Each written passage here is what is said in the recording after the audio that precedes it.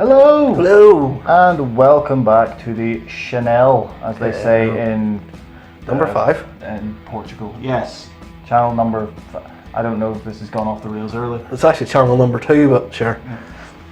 So, it's that time of year where everyone does the whole transfer reviews and season previews. That rhymes, eh? Hey, so we're aware of the fact. So, of course, we're going to jump into that poll now. It is a little bit late, as it was last year, but there is a reason for that. I just worked 10 days in a row and have had no time, and I've been extremely knackered, and this is what I'm doing on my day off. So, and it's his camera, so yeah. So, of course, if you watched last year's, which was just a cluster F of stuff, where we went through every Premier League team and basically chatted about their potential, how well they were going to do that last season. We're not doing that this year because that's mental. In the interest of numeracy and the way that generally works, we'll start with category number 1 that we have listed as who won the transfer window. I have two. One I couldn't really pick, but I kind of have, if that makes sense. One who has, these two teams I feel have definitely won the window, one slightly more than the other. I've gone with Tottenham, who have won the window, with Arsenal in a very close second. I myself have gone with a few teams who I feel have done some pretty good business. Yeah, I feel like we've gone about this in different ways. You've gone for specifically teams that have done good business as opposed to that kind of one big overall sort of who's one big winner. Yeah. Whereas I've kind of well to be fair, so have I. I've narrowed it down to 2, and we have perhaps after this discussion we will pick an overall winner. Pick an overall winner. Yeah. I too have gone down the same lines of you. Mm-hmm. I have gone with Arsenal and Spurs. Mm-hmm. I also have Everton because I think getting Gomez on a permanent deal, I'd pay that money for his hair alone. It's quite magnificent. Getting Sidibe on loan, I think, was a good move for them. Cover it right back. Yeah, I forgot that he signed on loan. Yeah. Getting Moise Kean. That's pretty ridiculous for Everton, to be fair. Fair play. And to be fair, I think them signing that for maybe they overspent a little bit, but in today's market, and English clubs to English clubs, you always spend a bit more.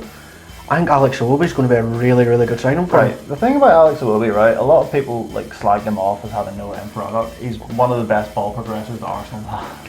This is the thing that baffled me was that Emery, whenever he came in, he played him basically all the time last season, and now he's just like, bye. Bin you off.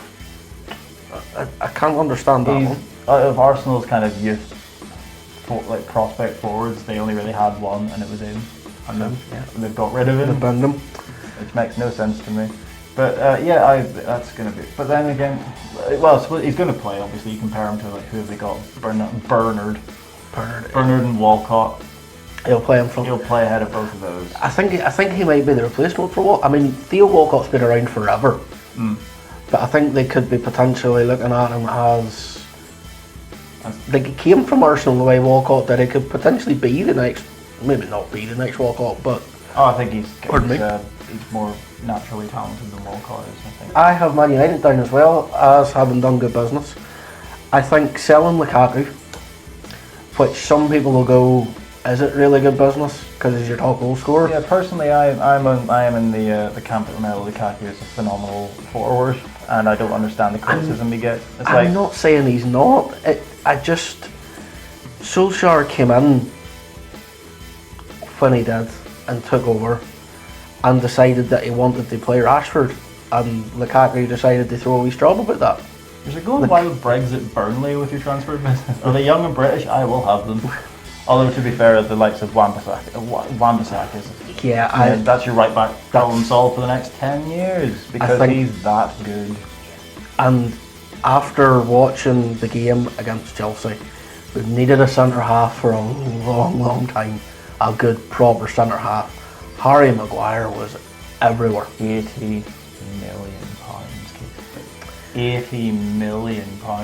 Well, Matthias de Ligt went for 60. Yeah. But the thing is that again, it's the same anytime. It's the same whenever Liverpool came calling for Virgil van Dijk. They see a big club coming for one of their players and go, alright, we'll stick 20-30 million on top of that and make you pay for him. You want him, you'll pay for him, but at the end of the day, United wanted him, they could afford him, they bought him. I suppose, yeah, it's not my money, why do I care? It's not even my team, I couldn't care less. I just like, I know it's only one game, but every time the ball went near our goal on Sunday, Maguire was there. You know, he was winning headers, he was winning tackles, he was blocking the ball. He was controlling the ball 12 yards from their goal at one stage. I was like, Harry Maguire, what are you doing there? But he just and even Lindelof beside him straight away looked like a centre back pairing. And I noticed, and this came up after the game when they interviewed Maguire, that during the celebrations of a couple of the goals, they were all in a big huddle, and the one that was doing all the talking in the huddle was Harry Maguire. He was reminding them, stay focused, we want the clean sheet. Now, I also have a team in, and the team I have in next for doing good business, I'm going to let you crack on. I have Newcastle, but you know more about their signings than I do. I think they've done very good business, so I will let you crack on. I think the fact that we've done business means that we've done good business. The fact 30 million apparently for Ayoze Perez, which I don't think is true. I think it's closer to 16. I don't know where they got this 30 million from. It definitely isn't 30 million. I think it's considerably less than that. Joe Linton apparently is 40 million euros, not pounds, which is better. But Joe Linton, he has a lot. He's a big lad. He's got a bit of pace about him. But he was involved in, I think it was either 12 or 14 goal involvements last year, which for a centre forward is not great, especially considering that Hoffenheim were, I think, in the top 4 for scorers in the Bundesliga last year, and he contributed only to that few of them. Who else did we get? We got Alex Saint-Maximin, whose name is... I love his hair. His hair is ridiculous, yes, I'm a fan. And the fact that he looked like Shawn Michaels, the bloody kip-up or whatever it's called, on t'other day. Yeah, I'm just glad that we actually, because it looked for ages that we were just going to let people go and not do anything.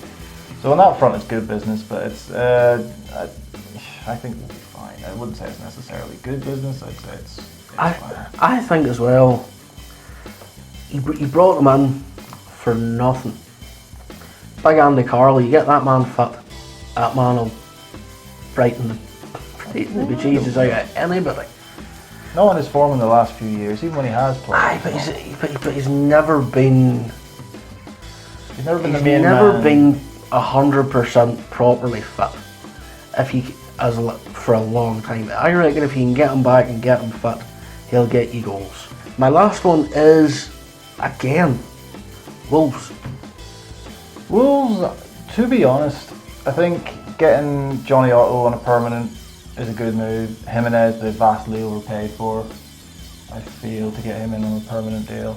Dendoncker, who I thought was going to bang last year and didn't really. I was kind of disappointed with Dendoncker's performances. But second season in the Premier League, he's had a year's experience. That's true. They have brought in Patrick Catrone, which is ridiculous. And the old football manager favourite. Yeah, Jesus Vallejo. Somebody did A-level Spanish. Vallejo. From Real Madrid. See, I can say that, but I can't say Madrid in a ridiculous way. Adequate for Wolves, I think. I think getting the players in they have on permanent deals and signing Catrone will be good for them. I think Wolves are only going in one direction at the minute, and that's up. I think they're going. I think they'll fall off a bit from last season, but they'll still be fine. I suppose the only thing that could get them this season is Europa League. So really now what we have is between us. Who won? I am going. Briefly, we'll discuss both with our last two candidates. Yes. We'll start with Arsenal with breaking their transfer record for Nicolas Pepe. He scored a ridiculous amount of goals last year. Although, if you look, I think was 9 of those were pens. So a good number of pens there for Pepe. But he's still, I'd still have him if I could. But I still think they've overpaid. Goal's a goal. Goal's a goal, yeah, exactly. Got him in for 72, but it's not him overly that I was was the kind of biggest coup for them, I reckon. It's between two for me. Obviously, they brought in David Luiz, which is good because they needed because with Koscielny going. Koscielny decided. I don't know what. Koscielny just decided I don't want to play for Arsenal anymore. Club captain just turned around and went, I'm not going to pre-season. Really bizarre. Again, I put that in the Lukaku mold of you don't want to be at the club. Okay, no bother, stay there. It was really weird. But yeah, he's gone, so Luis has come in to replace him. I mean, for 8 million, I think that's grand. Not a problem with that at all. He's a lot less cavalier than he has been in the past. He's a lot more much less. Was 32? Is he 32 now? He's around that general ballpark, which is fine. But of course, they got William Saliba as well. He looks really decent actually in Flogton. I say Flogton. They sent him back to San Etienne as part of the deal on loan for the season. Kieran Tierney for 25 mil plus. That's your left back. They needed a left back. Something shocking because Nacho Monreal is as old as the hills and said Kolasinac can't defend. Kolasinac doesn't allow to play. Unless he's got someone attacking him with a knife, then he's all about it. But yeah, the other, of course, Danny Ceballos on loan. That's mental. Yeah. I was like, who's going to replace Aaron Ramsey? I don't think Ceballos is a Ramsey replacement. I think Ceballos is a Ramsey upgrade. And of course, our last candidate is Tottenham. I'm going to put. Now, you put Newcastle in the category of we did business, so it's good business. I'm going to put Spurs in that category too. There's a hot bloody take. I think that's a mad thing you've just said there. Spurs did business, which somebody found the strings to Daniel Levy's purse. I know, and by God, it's brilliant, isn't it? They've brought in 3 major signings in Tanguy, I probably said that wrong, Tanguy Ndombele from Lyon he's a unit, isn't he? Scored an absolute banger at the weekend. He scored a screamer on his debut. And the second big signing, which is mental to me that they've got him for this price. They've got him on loan currently. Got him on loan to start. Yeah, with an option, not even an obligation, an option to buy. An option to buy. So they're getting him for nothing for a season. It's Lo Celso. That's mad. They've got an absolute creative wizard sitting in behind Harry Kane. Well, admittedly, Eriksen will probably play in as well, but that's mental. They've got him on loan. Eriksen might not be there come the end of the European window. That is true. The window's still open, so it's still a possibility. So you've safeguarded in case he does go, and 2, he's going to slot in. He can even play in behind. And of course, their last big name signing, Ryan Sessegnon. Yes. £25 million from Fulham. Everyone's like, this new left back. He's not a left back. Stop calling him a left back. He's a left midfielder. Yes. If you want to play him at left back, make him a wing back. Play him in a 5 at the back.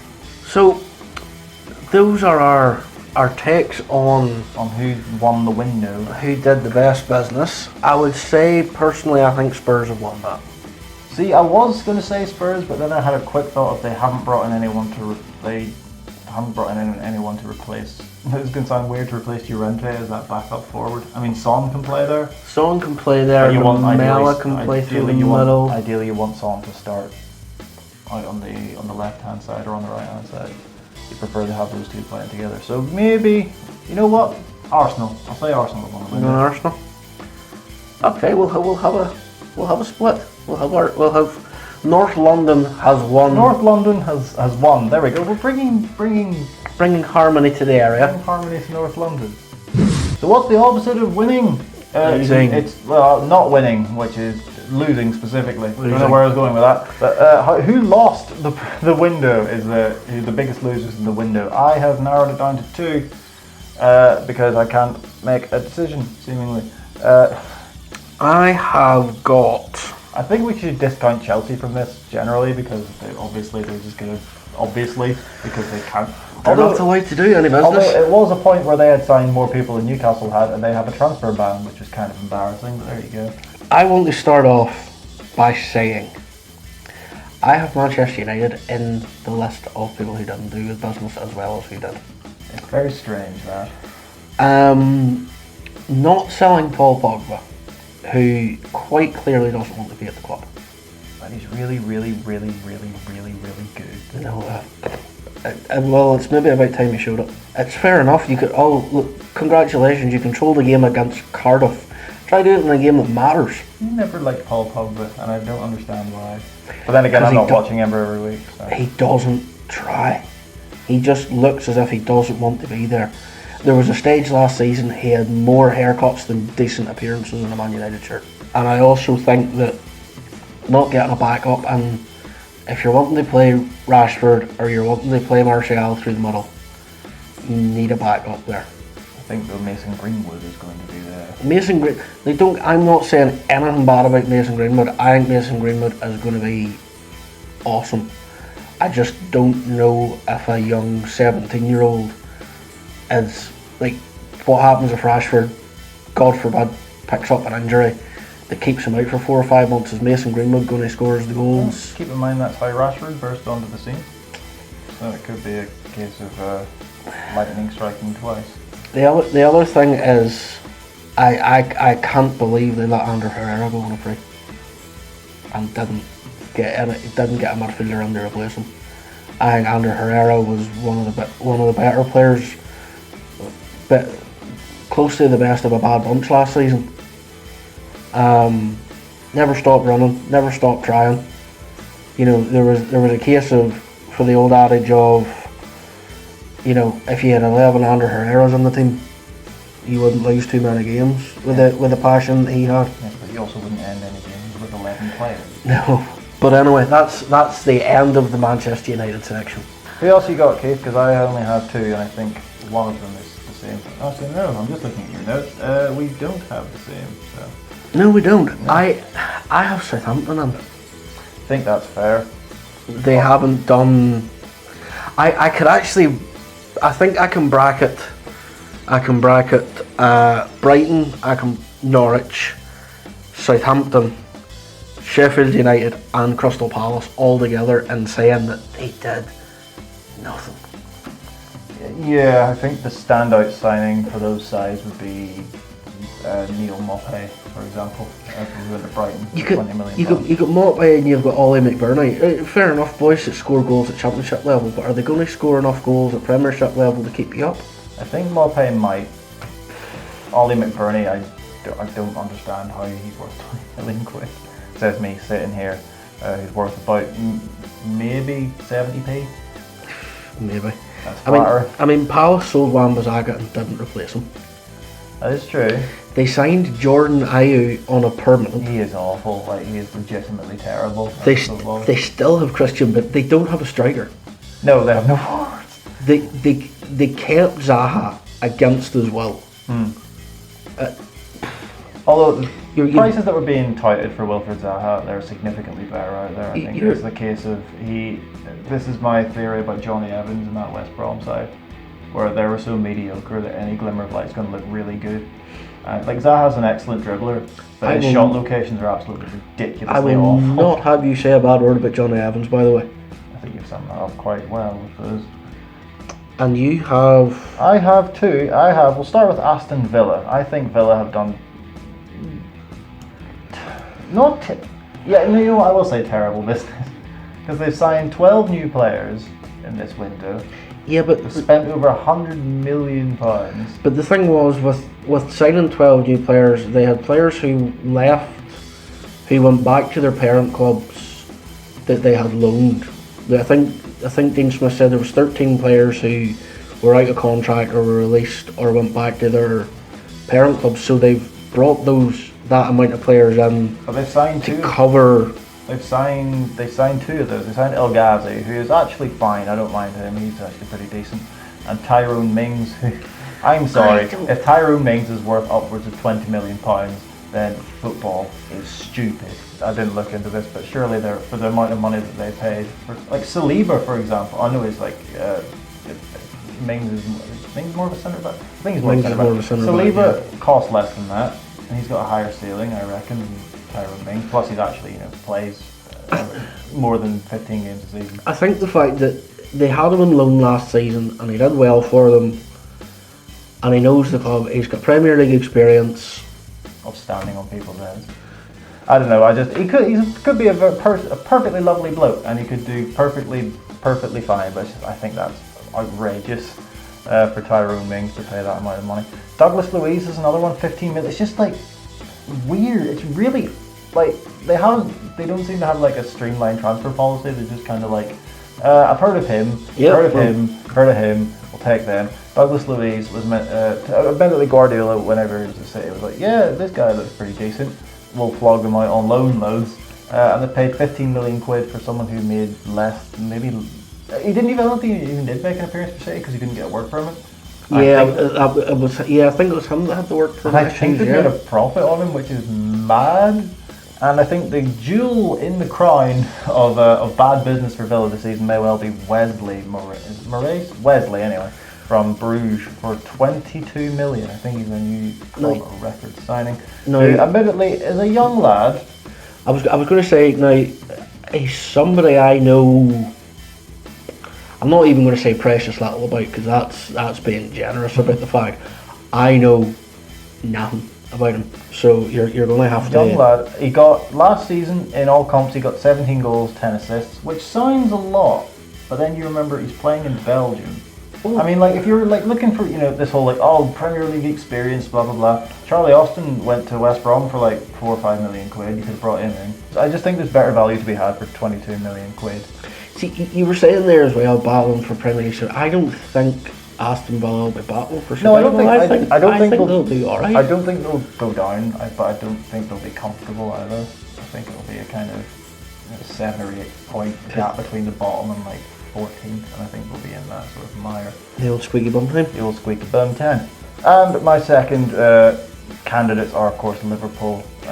You see, now, before I have had a look at had a wee sneaky look at your notes there. How dare you? Saw, without even so much as buy your leave. And saw that you have Liverpool on there. Yes. Now, I'm going to let you explain this one in a minute. Now, I personally, personally do not understand how they've done bad business because I don't think you could put like City signed a couple of players. Right, they signed Rodri, who's the replacement for Fernandinho. Who's a phenomenal talent. They've got a new Cancelo, a new right back and the perfect Pep Guardiola fullback. Well, as far as Liverpool are concerned, I don't think you can say they did bad business because, in my opinion, they lost. Like, as good as City were, and as good as City have been the last 2 seasons, Liverpool lost that league to them by a point last season. Where do you do anything with that? That's the thing. That there was a lot of factors in that. I think that if you look at City's depth, that's phenomenal. I can't believe you've got me to the point. Sorry, you've got me to the point where I'm standing up for Liverpool. Yeah, I know. But like City have strengthened massively with the signings of Rodri and Cancelo. That's just 2. Liverpool haven't. Liverpool, if you look at the depth in City's squad, their B team could challenge for the title. Liverpool don't have the depth and required. They did get lucky. Well, so to say, to be fair, except for the exception of Bruyne, in regards to keeping their full squad together, in regards to injuries. But keep in mind, Firmino, Salah, and Mane have played pretty much 24 months straight with the World Cup, Copa America, and AFCON. So one of them's going to go down injured, and then they have no one. They have Origi and Raheem Brewster as their 2 forward options. They have James Milner still their cover at left back. I mean, Moreno was pretty terrible, but he was at least a left back. Their keep Alisson, by the way, who I had as triple captain for first week of the season because it's Norwich. Liverpool always barreled him. He'll keep a clean sheet. Went off after 20 minutes. Bloody furious I was. I'm top. See, the thing is, you say about cover. This is an issue as well. Whenever you've got a team like Liverpool who came second in the league by a point last season and they've got their first 11 basically set in stone, how many quality players are you really going to get that will want to come and go, well, I'm just going to sit on the bench? But if you're a quality player coming into the side and you have that mentality, you don't deserve to be there in the first place. You know what I mean? What decent players are they going? Playing for the champions of Europe. I don't know what quality players you can get, knowing that they're going to be sitting on the bench. I think the crux of my argument is that I think that in regards to this window, Tottenham have got the gap between Tottenham and Liverpool has closed significantly, whereas the gap between Liverpool and City has widened existentially. I think City are just going to absolutely boss the league, and Liverpool are going to struggle. So after that lengthy chat, who will we say has lost the window? I am going to say I'll say Liverpool because it's the thing to do. Purely because of their stature in regards to last season. By losing the league by a point and winning the Champions League, you think they really want to push on, and they haven't. So they've just made the title race really boring. So cheers, Liverpool. I'm going to take my bracket of 5 or whatever it was and break it down to 2. Purely for, I'm going to have it as Sheffield United and Norwich, purely for the fact of I don't think the business they did was good enough, and those are teams that came up. And I think if you come up, you need to be doing business to try and keep you up. I don't think they've done anything that's going to give them a sniff of staying in the league.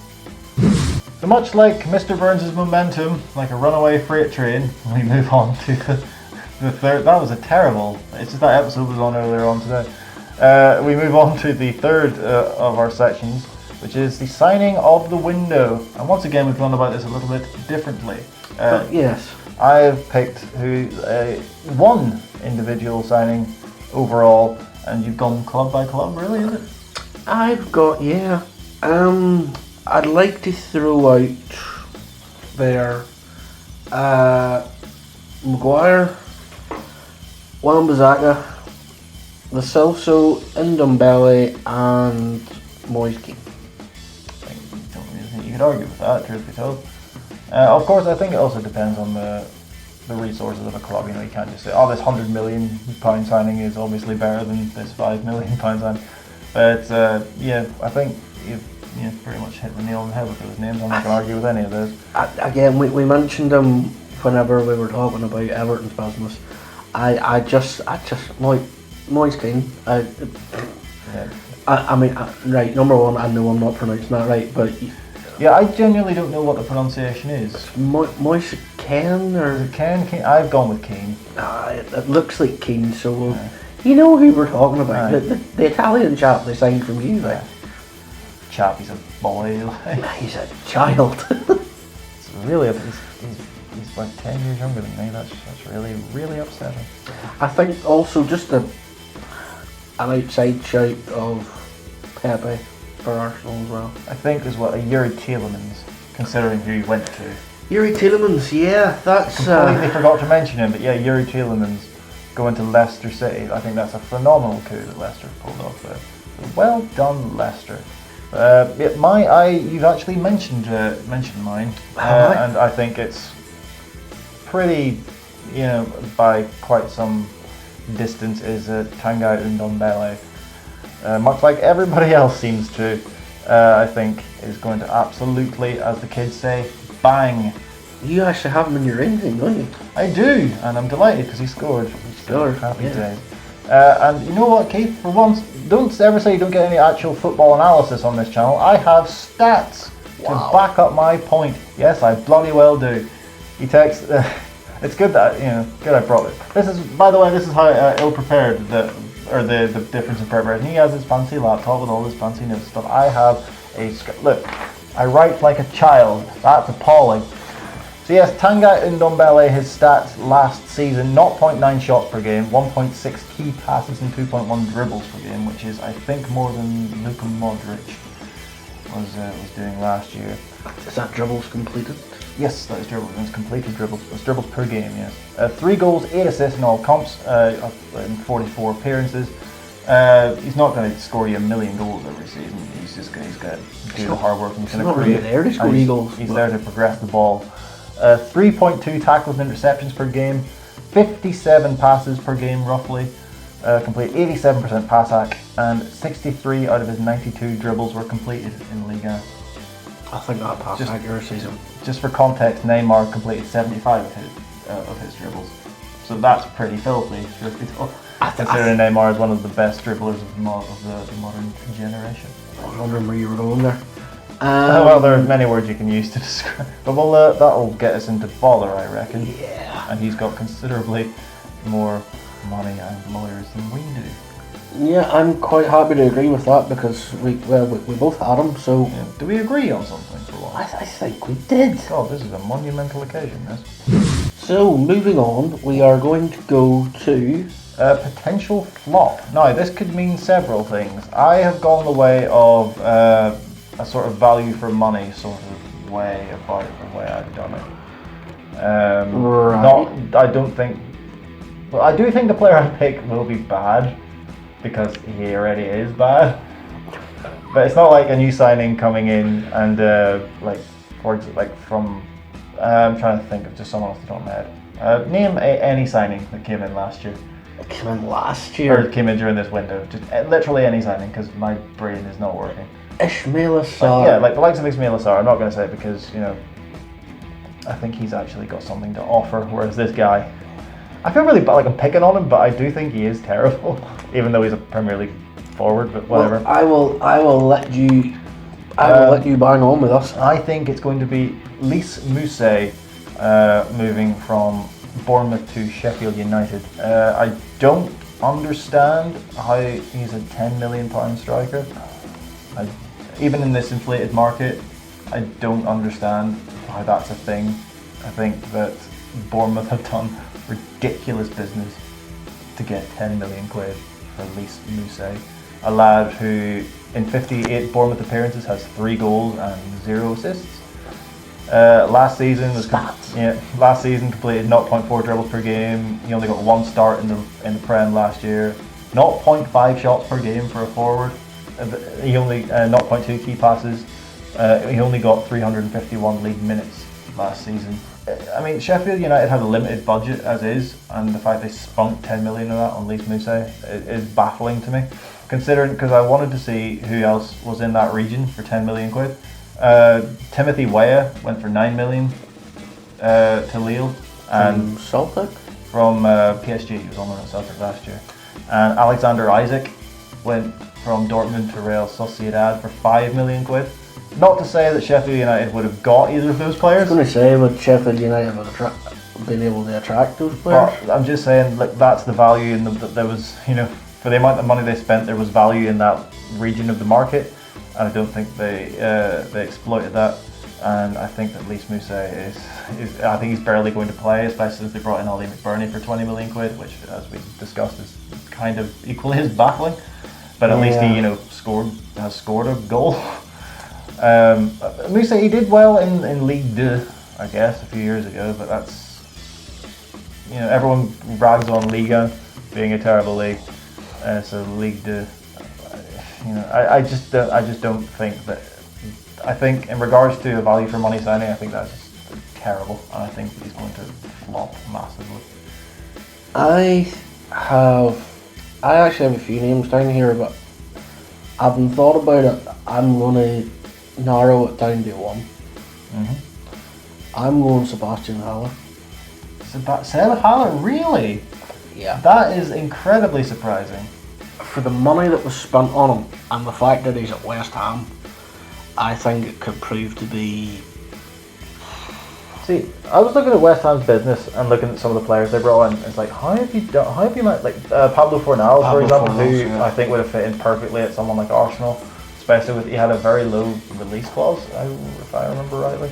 I could be wrong. 20-something million. 25, I think, million. Where they gone? They've brought in some absolute quality this year, and they've managed to keep hold of Issa Diop as well.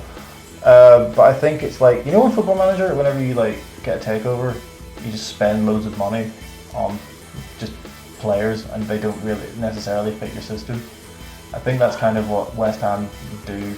Like, even though they've brought in absolute quality players, I think Sebastian Haller, the reason it was him, he worked so well at Frankfurt with Jovic and Rebic, is Haller would do all the running and really put the hard work in. He would score goals as well, but he was a worker to win the ball back, to hold the ball up, to run in behind, which Jovic wouldn't really do, even though Jovic is an exceptional footballer. And and he's going to have to do that for Javier Hernandez, who is no Luka Jovic. So I think Haller. I think then because of the money that's spent on him, and people will just see that he's a forward, and that they've spent over 40 million on him. I think, even though it won't be his fault, and I think that he will perform well, but he won't make match of the day highlights because they tend not to show great hold-up play or great runs in behind. It's purely based on goals. I think. I think Haller's a fantastic footballer. I'm not saying he's a bad footballer. No, I just think course, yeah. for when you talk about potential flops, I think for the money that's spent on him, I'm not sure that he's going to bang. I'm not sure if he's 100% going to. Yeah, I'm going to bang. Yeah, we're going to bang. Speaking of lots of money, that's a terrible segue, but it's the best you're getting, so shush. We're going to the best value for money. Who we think will be the best value for? I have two, but mainly one is sort of a special mention. I do have my actual proper pick in this category. My special mention is Patrick Cutrone, 16 million quid, apparently rising probably to about 20 odd. 23, I think it was. Yeah. Initial 16. Didn't have the best season last year, but then that's just because Piontek came in and absolutely. But then again, no AC Milan forward did really well last season apart from Piontek. Apparently that is how you pronounce it. But there you go. Christian Piontek came in. But the season before, for I think he was like a 19-20-year-old at the time during the 17-18 season, Cutrone. 18 goals, 5 assists in all comps, which is madness. Like I said, the old Football Manager favourite. That's it. And you have to kind of wonder that, he grew up, he came through the Milan academy as a boyhood Milan fan. He's like, Wolves is more appealing than AC Milan at this point. I'll go there. It's a big coup for what was a big statement for Wolves to bring him in. I have Cutrone in there. I have Saint Maximin in for yourselves. I have Daniel James, and I have David Luiz, who for 8 million. For a team that desperately needed a centre half. And I have Kieran Tierney. Okay, so if you want to, I'll crack on with mine. Is we've mentioned him loads already. It's Moise Kean, 19 years old, 25 million reported, of course rising, but 25 million reported. He has 2 goals in 3 international appearances for Italy.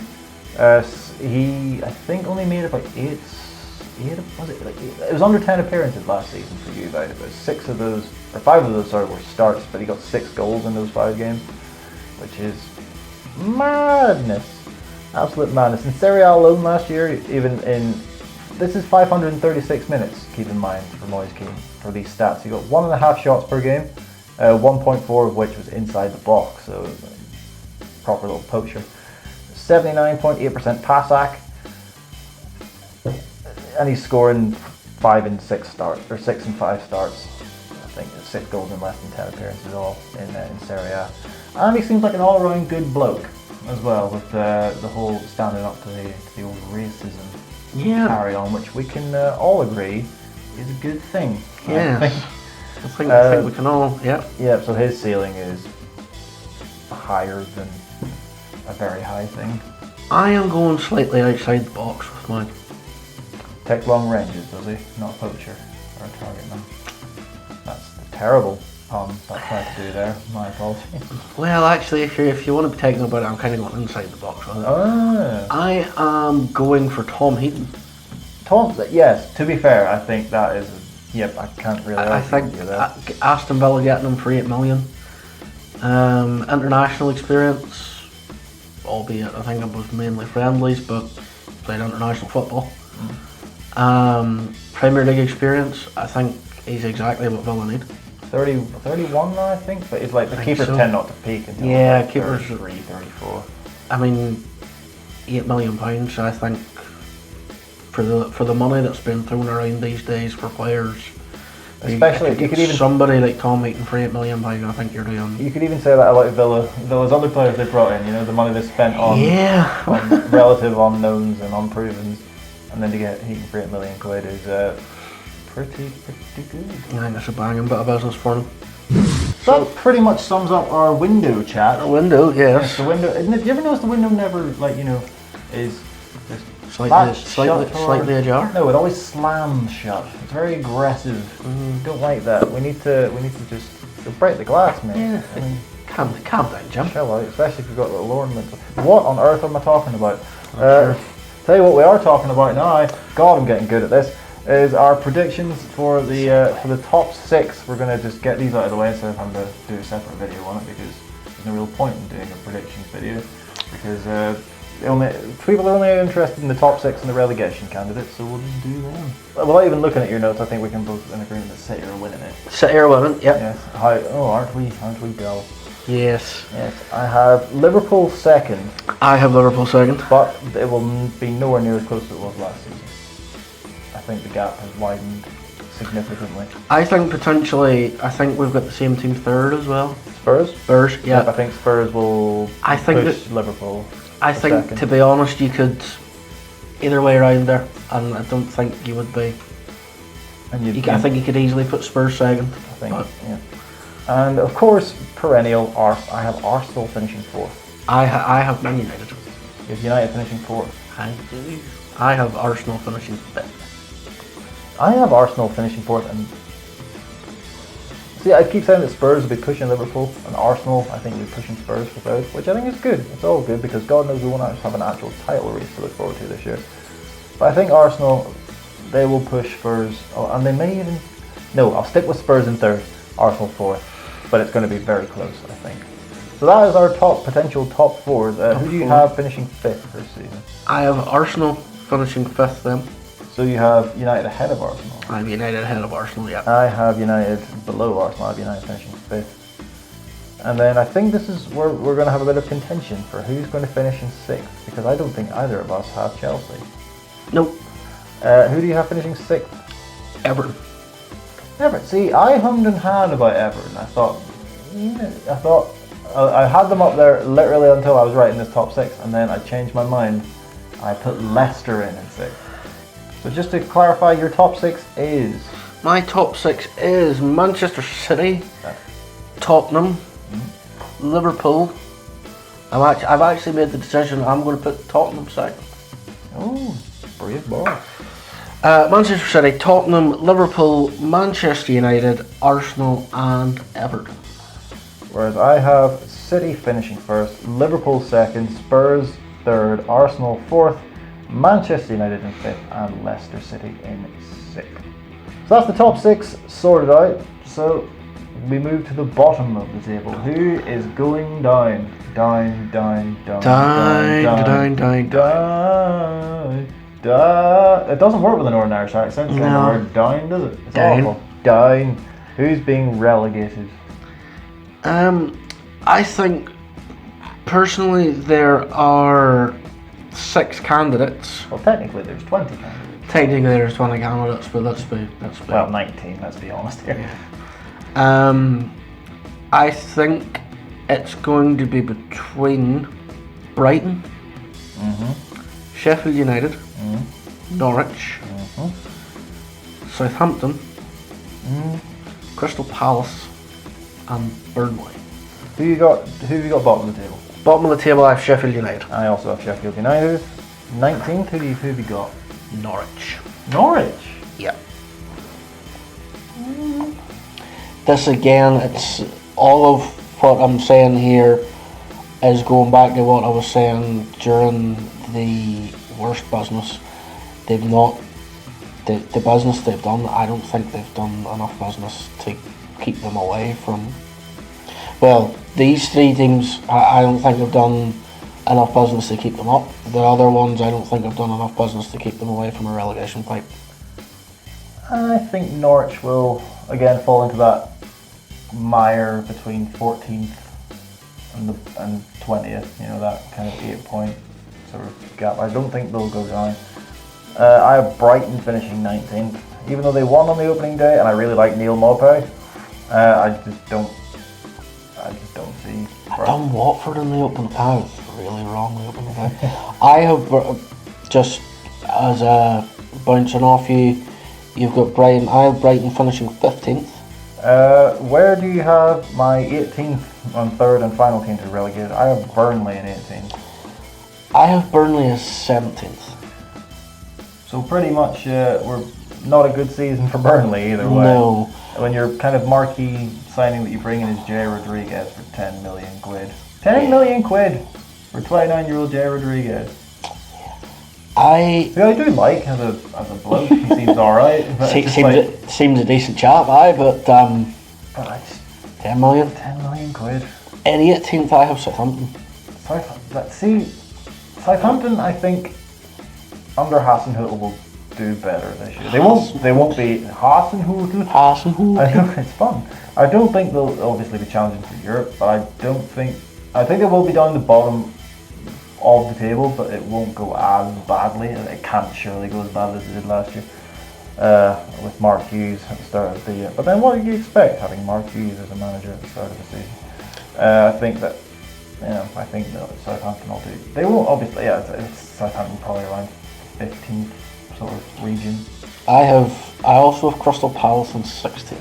I think, like you say, those teams that I mentioned earlier who didn't really do the best business, I think they're all in pretty big bother. Yeah, but like Bournemouth can even get dragged down in there too. Just for the purposes of clarification, who have you got going down? I have Southampton, Norwich and Sheffield United. I have Burnley, Brighton and Sheffield United. So there we go, Keith. That is pretty much everything sorted. As in depth as we probably will ever do. Yeah, three pages of notes on Microsoft Word. There you go. That's the level of in-depth analysis that you get with us. He had stats. I did have stats. If you did enjoy this level of analysis and general nonsense that we chat, do consider hitting that like button, do hit that subscribe button and hit the little bell thing to be notified when we make new videos such as this. We do live reactions to stuff, we do Pez stuff. We need to get one of those out again. We do a whole plethora of football-based tomfoolery. And of course, you can join our fantasy league in the description below. There's codes and links and all sorts of carry-on and general nonsense. And to those of you who have joined the league, thank you muchly. We do appreciate it. It doesn't make us feel as lonely as regular life tends to. I'm winning. So that'll do it for this one, and we will see you in the next one. He knows. I know. Fantastic.